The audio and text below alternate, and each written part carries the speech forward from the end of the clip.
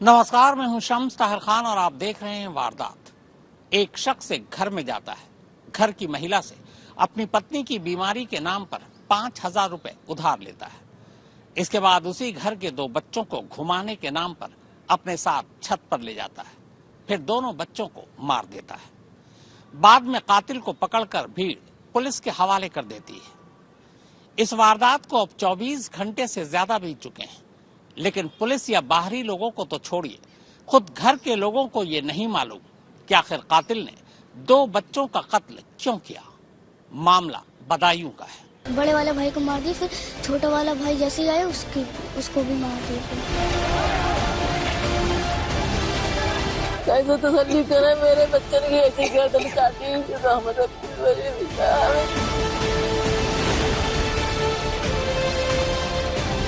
या तो उसको भी पकड़ के मार दिया उसने।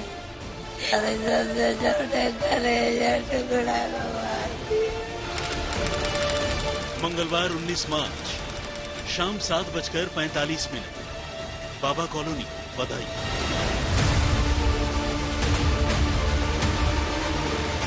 शहर की बाबा कॉलोनी के इस मकान से अचानक चीख फूटने लगा और आखिरकार किसी तरह लोगों को गच्चा देकर वो भागने में कामयाब रहा। लेकिन एक भयानक कहानी की ये तो बस शुरुआत थी। असल में इस मकान में कोई ऐसा घुस आया था जिसने मकान के अंदर मौजूद 2 बच्चों पर चाकू से जानलेवा हमला किया और घर के दूसरे लोगों को भी मारने की कोशिश कर रहा था। लेकिन घर में मौजूद एक तीसरा बच्चा, उसकी मां और उसकी दादी किसी तरह समझदारी से काम लेते हुए मकान से बाहर निकलने में कामयाब हो गए और उन्होंने ही बाहर से घर का गेट बंद कर दिया और इस तरह हमलावर मकान के अंदर कैद होकर रह गया। चूंकि घर के अंदर एक हमलावर मौजूद था जिसने चाकू से घर के 2 बच्चों को निशाना बनाया था, घर के बाहर जुटी भीड़ अब बच्चों की मदद के लिए अंदर गई, मगर अंदर का मंजर देखकर हर कोई ठिठक गया। घर की दीवार पर, फर्श पर, सीढ़ियों पर हर तरफ खून ही खून बिखरा पड़ा था, जबकि हमलावर अब भी चाकू लिए सीढ़ियों पर खड़ा था। उसे लोगों ने फौरन काबू कर लिया और उससे चाकू छीन लिया। लेकिन जब खून के धब्बों का पीछा करते हुए लोग मकान की छत पर पहुंचे तो यहाँ उन्हें अपनी जिंदगी का सबसे भयानक और सबसे दर्दनाक मंजर दिखा। छत की हालत देखकर लोगों का तो गला ही सूख गया। छत पर इस परिवार के 2 बच्चों की हमलावर ने गला रेत कर हत्या कर दी थी। बच्चे अपने ही खून की धार पर ठंडे पड़ चुके थे और इन बच्चों में एक था 12 साल का आयुष, जबकि दूसरा उसका 6 साल का छोटा भाई अहम प्रताप। आप ये क्राइम सीन देख के आप समझ सकते होंगे कि खून के धब्बे एक जगह से लेकर दूसरी जगह तक हैं। बच्चों ने अपने आप को बचाने के लिए काफी कोशिश करी होगी। दोनों बच्चे भागे होंगे, दोनों बच्चों ने उससे बड़ी अहम की भीख मांगी होगी। लेकिन फिर सवाल ये था कि आखिर घर में घुस आए इस हमलावर ने इन मासूम बच्चों को निशाना क्यों बनाया, और वो भी इतने भयानक तरीके से। इस परिवार के साथ आखिर हमलावर की ऐसी क्या दुश्मनी थी? तो इससे पहले कि हम इस यकीन न आने वाली कहानी में और आगे बढ़ें, आइए पहले कुछ चश्मदीदों की जुबानी ये समझने की कोशिश करते हैं कि आखिर वहां हुआ क्या था।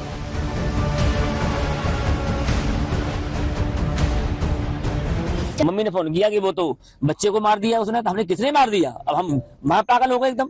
फिर हम वहां से भागे हैं, इतनी तेज लेके आए गाड़ी को हम, तब तो यहाँ पहुंचे घर पे। हम ऊपर जाके उसे बुला के बहाने से छत पे लेके चला गया।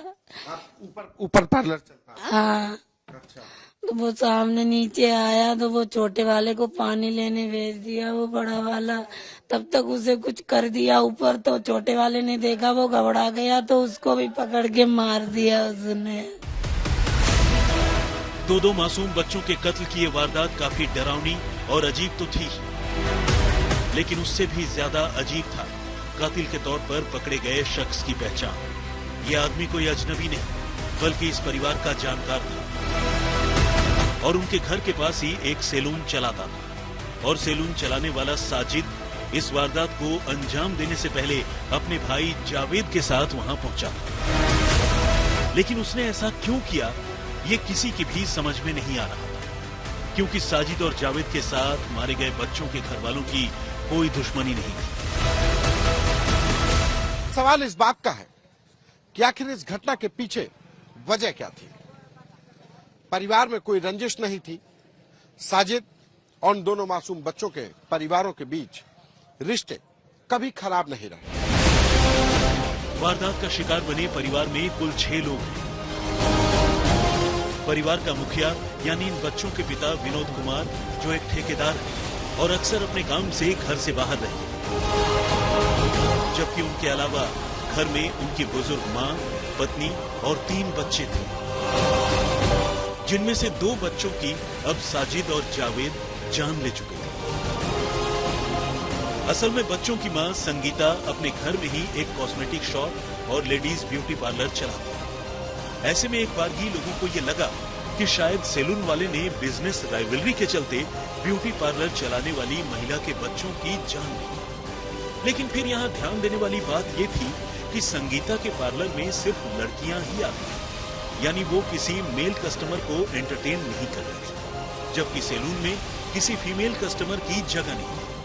ऐसे में बिजनेस राइवलरी वाली थ्योरी भी फेल हो गई। बात अगर धंधे की करें तो साजिद सैलून चलाता था, आदमियों के बाल काटता था।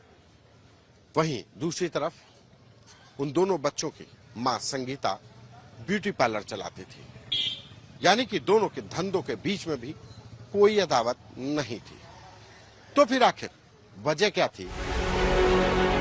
इस अफरा तफरी के बीच अब वारदात का सिलसिला साफ होने लगा। पता चला कि साजिद और जावेद दोनों ही बाइक पर विनोद के घर पहुंचे थे। जावेद बाइक खड़ी कर बाहर इंतजार करता रहा, जबकि साजिद अंदर चला गया। अंदर जाकर उसने विनोद की पत्नी संगीता से अपनी पत्नी के अस्पताल में भर्ती होने की बात कहकर उससे 5,000 रुपए उधार मांगे। संगीता ने अपने पति विनोद से फोन पर बात की और साजिद को 5,000 रुपए दे भी दिए। इस बीच साजिद छत से घूम आने की बात कहकर ऊपर चला गया और अपने साथ घर के 2 बच्चों 12 साल के आयुष और 6 साल के एहान को भी लेकर गया। लेकिन इन मासूमों को क्या पता था कि वो जिस अंकल को छत पर घुमाने लेकर जा रहे हैं, वही अंकल ऊपर पहुंचकर उनकी जान ले लेंगे। साजिद ने ऊपर जाकर पहले चाकू से आयुष का गला रेत दिया और जब ये सब कुछ देखकर उसका छोटा भाई अहान चीखने लगा तो उसने अहान का भी वही हश्र किया। तब तक विनोद और संगीता का मंझला बेटा 9 साल का पीयूष अपने भाइयों की आवाज सुनकर छत की तरफ भागा। ऊपर उसने देखा कि साजिद अंकल उसके 2 भाइयों की जान ले चुके हैं और जब साजिद ने तीसरे बच्चे को ऊपर आता हुआ देखा तो उसे भी पकड़ने की कोशिश की, लेकिन खुशकिस्मती से पीयूष खुद को साजिद के कब्जे से छुड़ाने में कामयाब रहा और भागकर नीचे कमरे में चला आया। यहीं उसने शोर मचाकर अपनी दादी और मां को पूरी कहानी बताई। तब तक साजिद सीढ़ियों पर आकर खड़ा हो चुका था। उसके हाथ में चाकू था और कपड़े खून से सने हुए थे। ये सब कुछ देखकर बच्चों की मां और दादी पीयूष के साथ घर से बाहर निकल आए और उन्होंने घर का गेट बाहर से ही बंद कर दिया, जिसके बाद साजिद के लिए भागना मुमकिन नहीं हुआ और आखिरकार लोगों ने उसे मौके से ही पकड़ लिया, जिसे बाद में पुलिस के हवाले कर दिया गया। हालांकि तब तक 2 मासूम बच्चों के कत्ल की इस वारदात से बदायूं शहर गुस्से में उबलने लगा और सड़क पर आगजनी शुरू हो गई। लोग दोनों गुनहगारों को भीड़ के हवाले करने की मांग करने लगे, लेकिन अभी लोगों का गुस्सा और भड़कता।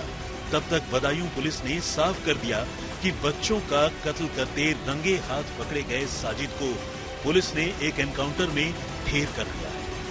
ये एनकाउंटर मौका वारदात से करीब 8 किलोमीटर दूर हुआ था। चूंकि वो भाग गया था तो उसके पीछे पुलिस की टीमें लगाई गई और इवेंचुअली घंटे 2 घंटे के बाद जब वो शेखुपुर के जंगल में देखा गया तो वहां पुलिस ने उसने रोकने का प्रयास किया। पुलिस पार्टी पर उसने फायर किया। जवाबी फायर में उसकी मृत्यु हो गई। लेकिन जो शख्स पुलिस की गिरफ्त में था, आखिर उसका एनकाउंटर कैसे हो गया? इस वारदात का दूसरा आरोपी जावेद कहां चला गया? बच्चों के कत्ल के मोटिव के साथ साथ अब ये नए सवाल मामले को और पेचीदा कर रहे थे। अंकुर चतुर्वेदी के साथ संतोष कुमार, बदायूं, आज तक। 2 बच्चों के कत्ल के फौरन बाद भीड़ ने कातिल को पकड़कर पुलिस के हवाले कर दिया था। अब पुलिस उसे अपने साथ ले गई, लेकिन फिर कुछ देर बाद पुलिस के हवाले से खबर आई कि कातिल पुलिस हिरासत से भागते हुए अचानक पुलिस टीम पर गोलियां चलाने लगा और जवाबी फायरिंग में वो मारा गया। पर सवाल यह है कि आखिर पुलिस हिरासत में कातिल के पास तमंचा कहां से आया? बदायूं में हुए 2 बच्चों के कत्ल के मामले में मोटिव एक पहेली बनी है। यानी अब तक ये साफ नहीं हुआ कि आखिर साजिद ने विनोद और संगीता के 2 मासूम बच्चों की गला रेत कर जान क्यों ली। लेकिन एक सवाल ये भी है कि जिस साजिद को मौका वारदात से पकड़कर लोगों ने पुलिस के हवाले किया, चंद घंटों के बाद पुलिस ने आखिरकार उसी साजिद का एनकाउंटर कैसे कर दिया। रात करीब 8 बजे के आसपास लोगों ने साजिद को पुलिस के हवाले किया और 2 घंटे गुजरते गुजरते पुलिस ने उसे शेखुपुर के जंगलों में ढेर कर दिया। पुलिस का कहना है कि उसने पुलिस के कब्जे से छूटकर भागने की कोशिश की और पुलिस वालों पर गोली भी चलाई। इसके बाद जवाबी कार्रवाई में वो मारा गया। मगर सवाल यह है कि पुलिस की हिरासत में होने के बावजूद आखिर वो शेखुपुर के जंगलों में कैसे पहुंचा, और सबसे अहम ये कि हिरासत में होने के बाद भी उसके पास तमंचा कहां से आया, क्योंकि वारदात के वक्त तो वो चाकू लेकर पहुंचा था और लोगों ने उसे पकड़ भी लिया था। अगर तब उसके पास तमंचा होता तो वो भीड़ के हाथ लग चुका होता। टीएम ने फिलहाल इस मामले की जांच के आदेश दिए।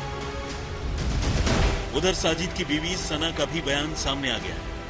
सना ने अपने प्रेग्नेंट होने की बात से इनकार किया, जबकि साजिद ने अपनी बीवी सना के प्रेग्नेंट होने और उसके अस्पताल में भर्ती होने की बात कहकर बच्चों की मां संगीता से 5,000 रुपए मांगे थे। ऐसे में 5,000 रुपए मांगने के लिए साजिद का संगीता के घर में घुसने की थ्योरी भी अब कमजोर पड़ गई। सवाल ये है कि मासूमों के कत्ल की असली वजह क्या है? अंकुर चतुर्वेदी के साथ संतोष कुमार, बदायूं, आज तक। अब हर संडे रात 11 बजे आप आज तक पर देख और सुन सकते हैं क्राइम कहानियां विद शम्स। क्राइम की कहानियां तो आपने बहुत देखी होंगी, अब क्राइम की कहानियां टीवी पर सुनिए भी। तो वारदात में फिलहाल इतना ही, मगर देश और दुनिया की बाकी खबरों के लिए आप देखते रहिए आज तक।